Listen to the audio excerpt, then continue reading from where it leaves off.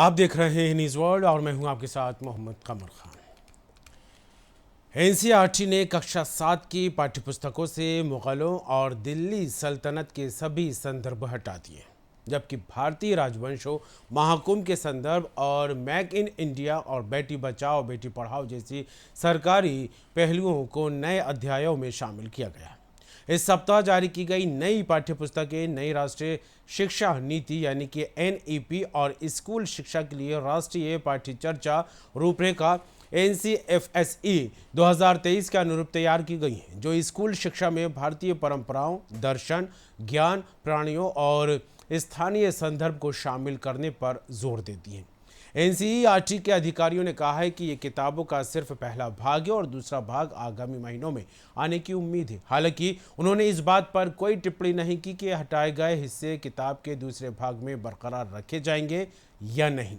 NCERT ने पहले मुगलों और दिल्ली सल्तनत से जुड़े पाठों को छोटा कर दिया था, जिसमें तुगलक, खिलजी, मामलुक और लोदी जैसे राजवंशों का विस्तृत विवरण और मुगल सम्राटों की उपलब्धियों पर 2 पृष्ठ की तालिका शामिल थी।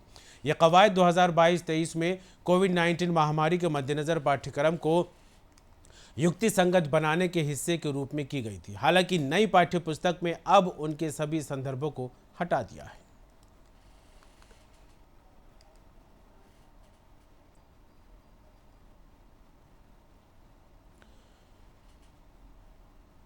अब बच्चों को पढ़ने के लिए नई किताब मिलेगी सिलेबस में, जिसमें से मुगलों का इतिहास हटा दिया गया है। सरकारी अधिकारियों का कहना है कि जल्द ही दूसरा एडिशन भी इन पुस्तकों का सामने आ जाएगा। कक्षा 7वीं के सिलेबस को बदल दिया गया है। एनसीईआरटी की नई किताब से मुगल और दिल्ली सल्तनत को हटा दिया गया है। कक्षा 7 में कई अध्याय जोड़े गए हैं।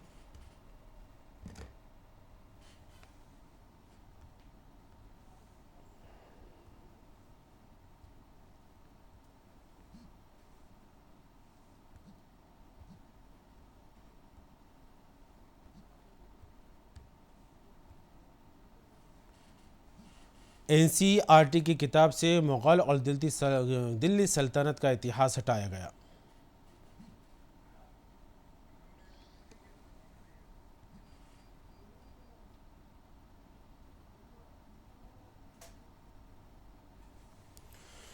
और हमारे साथ मेहमान जुड़ गए हैं, चर्चा शुरू करेंगे इस विषय को लेकर। मानसी द्विवेदी हमारे साथ जुड़ गई हैं, जो कि टीचर हैं सीबीएसई स्कूल की। मानसी जी, स्वागत है न्यूज़ वर्ल्ड में आपका। बहुत बहुत धन्यवाद सर।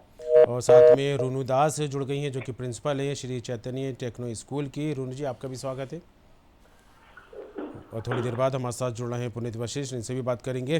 तो रुनु जी, शुरुआत आप ही से करेंगे। पाठ्य पुस्तकों को लेकर बात करें, सिलेबस को लेकर बात करें। अक्सर इनको लेकर जो है चर्चाएं होती रही हैं कि किस तरह के सिलेबस बच्चों के सामने रखा जाए, जिसको लेकर उनका भविष्य मजबूत हो सके। न सिर्फ भविष्य मजबूत हो, बल्कि इतिहास को भी जान सके। ऐसे में एक बड़ी जो है बदलाव एनसीईआरटी की किताबों में देखने को मिल रहा है। कक्षा 7 से इसकी शुरुआत हो गई है, क्या कहेंगे रुनु जी?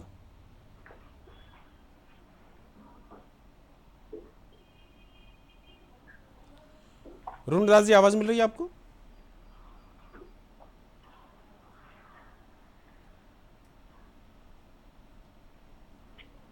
मानसी जी, आपको मेरी आवाज मिल रही है? हाँ सर, जी आपकी मानसी आवाज जी, आ रही क्या कहेंगे? सिलेबस चेंज हो रहा है बच्चों के सामने, आज पुराना इतिहास बदलने की बात सामने आ रही है। इतिहास के जो पुराने चैप्टर्स हैं उनको हटा दिया गया है, अब नई बातों को जोड़ने की बात हो रही है, क्या कहेंगे? सर, मेरा तो पहले चीज मानना है कि कई जगह पर अच्छा भी है और कई जगह पे बुरा भी है। अच्छा, सबसे पहले तो मैं अच्छे पॉइंट को है ना जी फोकस करूंगी कि है ना, हमारे यहाँ जो चोलास के बारे में था, बच्चे आज तक नहीं जानते थे, तो उन सब चीजों के बारे में बच्चों को पढ़ाया जाएगा। बहुत सारी चीजों के बारे में इंट्रोड्यूस किया जाएगा, जो कि है ना क्षेत्रीय लेवल पर जो राजनीति उस समय चल रही थी उसके बारे में हमें बताया जाएगा। एक्चुअली हमारा जो इतिहास है सर, वो जेम्स मिल के है ना अकॉर्डिंग डिवाइडेड है जी कि एक हिंदू इतिहास, एक मुस्लिम इतिहास और एक जो है ब्रिटिशर्स का इतिहास, जिसे मॉडर्न इतिहास जेम्स मिल ने कहा था। तो सर उसके अकॉर्डिंग अगर देखा जाए तो एक बहुत अच्छा परिवर्तन है। लेकिन सर अगर हम एक बात चीज देखें, हमारी जो कंट्री है, हमारी जो देश है, वो एक डाइवर्स कंट्री है ना। जी तो जब डाइवर्स कंट्री है तो सिर्फ एक रिलीजियन के ही लोगों को क्यों पढ़ाया जाए? दूसरे रिलीजन के भी लोगों को है ना वही देखा जाए सर, उनका भी कंट्रीब्यूशन उतना ही था, दिल्ली सल्तनत का भी कंट्रीब्यूशन उतना ही था, मुगल्स का भी कंट्रीब्यूशन उतना जी ही था। तो सर एक तरीके से, एक पर्सपेक्टिव से ये चीज सही भी है और एक पर्सपेक्टिव से ये चीज गलत भी है सर। जी। चलिए, पुनीत वशिष्ठ हमारे साथ जुड़ गए हैं, जो कि प्रिंसिपल हैं सीबीएसई स्कूल के। पुनीत जी, स्वागत है न्यूज़ वर्ल्ड में। पुनीत जी, क्या कहेंगे, जिस तरह से सिलेबस बदलने की कवायद काफ़ी तेज़ हो गई हैं, पुराना इतिहास हटाकर नई चीज़ें जोड़ने की बात यहाँ पर कही जा रही है, किस तरह आंकड़ा इन बातों का? अभी भी जैसे दूसरे जो अभी स्पीकर थे उन्होंने भी ये बात कही है कि इतिहास में जब हम बात करते हैं राम की, तो रावण का भी होना जरूरी है। इतिहास में जब हम बात करते हैं कृष्ण की, तो कंस का भी होना जरूरी है। तो तभी हमें उस पूरी सिस्टम को, पूरी परिपाटी को, पूरे उस कालखंड की जो स्थिति रही उसको समझना बच्चों के लिए आसान होगा। लेकिन जो गौरवशाली इतिहास हमारा रहा है, भारतीय संस्कृति, भारतीय जो हमारे पूर्वज रहे हैं, जिनका इतिहास वास्तव में शानदार रहा है, वो कुछ कालखंड में ऐसा पॉलिटिकल वजह से या किसी और वजह से अगर हट गया, उसको सम्मिलित किया जा रहा है, एक अच्छी शुरुआत है। बट इसका जरूर ध्यान रखा जाए कि हम जो गलत इतिहास में हुआ है पूर्व में, उसको ना हटाए, वरना बच्चे कहीं ना कहीं उस जानकारी से विमुख हो जाएंगे जो उनको देनी चाहिए। जी बिल्कुल। लेकिन जिस तरह से बात कही मानसी जी ने कि दोनों पहलुओं को अगर रखा जाए तो बच्चों का इतिहास काफ़ी मजबूत हो जाएगा, उनकी नॉलेज जो है काफ़ी स्ट्रांग यहाँ पर होती दिखाई देगी। क्योंकि जिस तरह से धर्मों के हिसाब से आज बात होने लगी है, तो कहीं ना कहीं उसी के आधार पर सिलेबस बदलने की भी कवायदें तेज़ हो रही हैं। तो इसको लेकर क्या कहेंगे पुनीत जी? देखिए, आज का जो समय है, सभी शिक्षाविद, सभी जो लोग, इवन प्रिंसिपल्स और एजुकेशन से जुड़े हुए सभी लोग अवेयर हैं। कोई भी फॉल्स इन्फॉर्मेशन इस समय दी जाएगी, सोशल मीडिया का जमाना है, वो कोई एक्सेप्ट नहीं करेगा। और एनसीईआरटी भी और गवर्नमेंट भी इस चीज को लेकर बड़े ध्यान से सिलेबस में चेंज कर रही है कि जो इन्फॉर्मेशन जाए वो जेन्युइन जाए और लोग और बच्चों पे उसका एक सही उनको एक रिजल्ट मिले, एक सीख मिले। तो मुझे लगता है ऐसी कोई गलत या कोई ऐसी कोई गलत परिपाटी या गलत इन्फॉर्मेशन बुक्स में नहीं आएगी, ऐसी तो मुझे पूरा विश्वास है। जी चलिए, बिल्कुल। जिस तरह से मानसी जी आपने बात कही थी कि हर एक बात जो है बच्चों को सिलेबस में होनी चाहिए, इसको रिलीजन्स के हिसाब से, धर्मों के हिसाब से नहीं देखना चाहिए, क्योंकि पढ़ना और नॉलेज गेन करना हर एक बच्चे का अधिकार है। लेकिन जिस तरह से देखा जाए, आपने ये बात भी जिक्र की, अगर मुग़लों की बात करें, दिल्ली के पूरे रियासत की बात करें या फिर अन्य मज़हबों को लेकर बात करें, तो हर एक मज़हब को लेकर जो है किताबों में समावेश होना चाहिए। लेकिन नहीं लग रहा कि अगर इस तरह से चैप्टर हटा दिए जाएंगे तो बच्चों को बाकी की जानकारी नहीं मिल पाएगी जो हमारे देश के इतिहास से जुड़ी हुई है। बिल्कुल सर, मैं आपकी बात से एकदम सहमत हूँ कि हमारे बच्चों को है ना सारी जानकारी जो है वो प्रॉपर तरीके से मिलनी चाहिए, पहली चीज। दूसरी चीज, मैं ये मानती हूँ कि अगर चीजों को ऐड भी किया जा रहा है तो कुछ चीजें जो छूट गई है उन्हें ऐड किया जाए। तो अगर हम लोकल लेवल की राजनीति देखें तो सर हमारे भोपाल में ही अगर हम देखते हैं तो बरकतुल्ला यूनिवर्सिटी है सर, और हाउ मेनी, हम में से कितने लोग जो है सर वो जानते हैं कि है ना प्रोफेसर बरकतुल्ला कौन थे? बिल्कुल, हमें से कौन जानता है सर? तो अगर पढ़ाना ही है सर तो प्रोफेसर बरकतुल्ला के बारे में पढ़ाया जाए, हमारा राजा महेंद्र प्रताप सिंह के बारे में भी पढ़ाया जाए सर। उनके बारे में भी जानना उतना ही आवश्यक है जितना मुगल के बारे में चर्चा आज के डेट में की जाती है, दिल्ली सल्तनत के बारे में चर्चा आज के डेट में की जाती है। कौन जानता है सर कि है ना फर्स्ट प्रोविंशियल गवर्नमेंट इंडिया की हुई थी, उसके फर्स्ट प्राइम मिनिस्टर कौन थे, उसके प्राइम मिनिस्टर कौन थे या उनके प्रेसिडेंट कौन थे?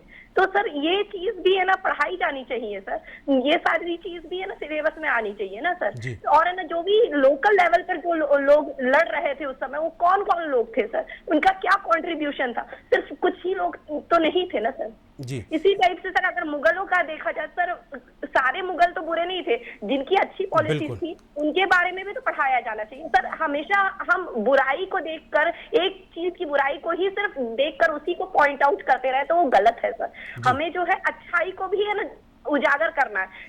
बिल्कुल, कई पहलू मानसी जी, बिल्कुल काफी अच्छी बात यहाँ पर आपने कही है कि कई पहलू हमारे देश के इतिहास से जुड़े हुए ऐसे हैं जिसमें राजवंशों का भी जिक्र है, विस्तृत जानकारी मिलती दिखाई देती है। मुगल सम्राटों को लेकर बात करें तो कहीं ना कहीं राजवंशों, उनका तालमेल भी दिखाई दिया है। नहीं लगता कि इन चीजों को पढ़ाया जाना, बरकरार रखना चाहिए सिलेबस में? बिल्कुल सर, बिल्कुल सर। अगर कथक डांस का आज के डेट में हम बात करते हैं तो कथक फ्लरिश ही मुगल के ना कोर्ट में हुआ था सर। तो सर है ना, अगर हमारे बहुत सारे कल्चर जो है, अगर हमारे इंडिया जो है डाइवर्स कल्चर है सर, और अगर है ना डाइवर्स कल्चर है तो उस डाइवर्स कल्चर के बारे में बच्चों को एकदम बारीकी से जानकारी होनी चाहिए सर। जी। एक एक चीज की जानकारी होनी चाहिए सर, तभी है ना जाकर हमारे बच्चे जो है अच्छा भविष्य का निर्माण कर पाएंगे सर। हमें यहाँ पर बच्चों को हिंदू नहीं बनाना है, ना ही हमें यहाँ पर बच्चों को मुसलमान बिल्कुल। बनाना है। यहाँ पर हमें बच्चों को इंसान बनाना है सर। जी। ह्यूमन बीइंग वो पहले है, फिर वो इंडियन है, और उसके बाद वो किसी भी अगर जाति प्रजाति या किसी से भी आते होंगे सर, वो वहां से है। बहुत ही खूबसूरत बात यहाँ पर मानसी जी आपने कही। तो पुनीत जी क्या कहेंगे इन बातों को लेकर, क्योंकि अगर भविष्य उज्जवल बच्चों का करना है तो ये कहा जाता है कि उनकी बुनियाद अच्छी मजबूत होनी चाहिए, और बुनियाद मजबूत तभी होगी जब इतिहास को सही तरीके से बच्चे जान सकेंगे। देखिए, बिल्कुल मानसी जी बिल्कुल ठीक कह रहे हैं। और एक चीज और समझ रहे हैं कि स्कूल लेवल पर जो इतिहास हम पढ़ाएंगे वो बहुत बेसिक हिस्ट्री होगा, और बेसिक हिस्ट्री को हम इतना कॉम्प्लिकेटेड ना करें कि कौन सही था या कौन गलत था, लेकिन जो हमारा रिसेंट हिस्ट्री है, यानी कि हम अगर आजादी की बात करें, कैसे भगत सिंह ने, कैसे सुभाष ने, कैसे हमारे जितने फ्रीडम फाइटर्स ने, बिल्कुल। मंगल पांडे ने किस तरह से हमारी आजादी में अपना योगदान दिया, और अगर हम और पीछे चले जाते हैं तो जिस हिस्ट्री में कॉन्फ्लिक्ट दिख रहा हो उस हिस्ट्री को हम बचाएं। अभी वो हायर स्टडीज में जब बच्चा 12th के बाद या 12th के अपनी ग्रेजुएशन में जाता है, मास्टर्स में जाता है, तो उस माइन्यूट डिफरेंस को, जो एक थिन डिफरेंस होता है, उसको समझ पाएगा। ऐसा इतिहास जहाँ पर बच्चे को डिफरेंशिएट करना, अब जैसे देखिए हमारे जो समाज है वो 4 वर्णों में बटा हुआ था, फिर हमारा समाज 4 वर्णों से जातियों में बट गया। आज का जो समाज है, अगर जातियां छोड़िए, अब तो हम लोग पार्टियों में बट गए हैं। एक पार्टी में रहने वाले डिफरेंट जातियों के वर्णों के लोग, उस मतलब देश इस तरह से बट रहा है जी। तो स्कूल होने के नाते, प्रिंसिपल होने के नाते मेरा ये सुझाव जरूर रहेगा कि कोई भी ऐसा टॉपिक जिसमें डिस्क्रिमिनेशन की बात होती हो, कोई भी ऐसा टॉपिक जिसमें कास्टिज्म या रिलीजन की बात होती हो, उसको अवॉइड किया जाए। और क्योंकि बच्चे बहुत सॉफ्ट होते हैं, वो उस थिन डिफरेंस को नहीं समझ पाते। कभी कभी उसका तर्जुमा कराने वाले जो टीचर्स हैं उनसे भी गलतियां हो जाती है, कभी समझने वाले की भी गलतियां हो जाती है। तो इसलिए मुझे लगता है कि बेसिक हिस्ट्री हम यहाँ पर पढ़ाएं, और जो एक रिसर्च बेस्ड हिस्ट्री है, आर्कोलॉजिकल हिस्ट्री है, साइंटिफिक हिस्ट्री है, उसको हम आगे के लिए छोड़ दें। तो स्कूल से इतना कॉन्फ्लिक्ट ना रखें। जी ये बिल्कुल। और ये इतिहास को लेकर बात करें, जब जब राजवंशों की बात हो, इनकी विरासत को लेकर बात कर लें, या मुग़लों की बात कर लें, इनकी सल्तनत को लेकर अगर बात निकल कर सामने है, तो आज भी उस दौर की प्राचीन सभ्यता में देखने को मिलती है। उनकी बनाई हुई चीज़ें आज भी मौजूद है। ग्वालियर को लेकर बात कर लें, इंदौर को लेकर बात कर लें, कई सारी चीज़ें ऐसी हैं जो आज भी जो है इन चीज़ों को ताज़ा करती हैं अगर वहाँ पर हम जाते हैं। क्योंकि अगर बच्चों को इन्हीं चीज़ों से दूर रख दिया जाएगा तो कल के बच्चे खुद ये सवाल करते दिखाई देंगे, कि मम्मी पापा से ये पूछते दिखाई देंगे कि प्रधानमंत्री लाल किले की प्राचीर से जब भाषण देते तो ये लाल किले का इतिहास क्या है। जब किताबों से मिटा दिया जाएगा तो नहीं लगता बच्चे कहीं ना कहीं दुविधा में पड़ते नजर आएंगे। पुनीत जी। बिल्कुल सही, आपने बिल्कुल सही कहा है। ये तभी मैंने कहा था कि पक्ष और विपक्ष दोनों ही इतिहास का हिस्सा है। बट स्कूल में जब हम पढ़ाएं, कोई भी इतिहास का पक्ष हम ऐसे लेके ना, जैसे क्लास में हम अभी भी आप समाज में देख रहे हैं कि जातियों में डिस्क्रिमिनेशन की, जब हम पढ़ाते हैं कि पुराने जमाने में ऐसा होता था कि कुएं पे पानी पीने वाले अगर कोई गरीब लोग होते थे तो उनको पानी नहीं पीने दिया था। बट आज की स्थिति में ऐसा नहीं है। बिल्कुल। तो अगर आज हम ये चीज पढ़ाएंगे तो बच्चों के मन पे ऐसी घृणा पैदा होती है कि उस समाज के व्यक्ति अगर उसकी क्लास में बैठा होता है उसके बारे में गलत सोचता है। जी। तो हम उस इतिहास को पढ़ाने से पहले, क्योंकि इतिहास एक ऐसी चीज है, अगर 1% भी कहीं लिखने में या समझने में या समझाने में गलती हो गई तो वो लाइफ लॉन्ग उस बच्चे के दिमाग में रहता है कि अच्छा उस समय में ऐसा होता था, शायद आज भी ये बच्चा मेरे साथ ऐसा करे। तो वो हमें बचना है स्कूल की अगर हम बात करें। हायर पे आप डिस्कशन कर सकते हैं सब चीजें हायर एजुकेशन में। जी चलिए बिल्कुल। बच्चा जब वाकई मानसिक रूप से काफ़ी स्ट्रांग हो जाए, तब इन चीज़ों की समझ उसमें आ जाए, तब भी सिलेबस में जोड़ा जाए तो अच्छी बात यहाँ पर आपने कही है पुनीत जी। लेकिन मानसी जी, जिस तरह से इन बातों को लेकर कहा जाए कि वाकई बच्चों से वो इतिहास छीनने की कोशिश की जा रही है जो हमारा देश का काफ़ी ख़ास पहलू रहा है, लेकिन जिस तरह से सिलेबस के जरिए, क्योंकि खुद टीचर, आप भी एक टीचर हैं और प्रिंसिपल भी हमारे साथ जुड़े हुए, ये बात कहते नज़र आते हैं कि बच्चों का जो मन होता है, बच्चों का जो दिमाग होता है, कोरे कागज़ की तरह होता है। उनको जो चीज़ सिखा दी जाए तो वो एक अमिट छाप की तरह बन जाती है, जो उनकी जब तक जिंदगी है तब तक उनके साथ चलती दिखाई देती। तो अगर हम यही चीजें बच्चों को शुरू से बताएंगे तो किस तरह का इम्पैक्ट पड़ सकता है? सर इसका सबसे पहला जो है शुरुआत जो होती है वो घर से होती है जी। जब पेरेंट्स जो रहते हैं वो जब इतिहास जान रहे होंगे, क्योंकि आज के डेट में इतिहास बहुत कम लोग जानते हैं, बिल्कुल। पढ़ कोई नहीं रहा है सर, सब फेसबुक पर व्हाट्सएप पे आ गए हैं।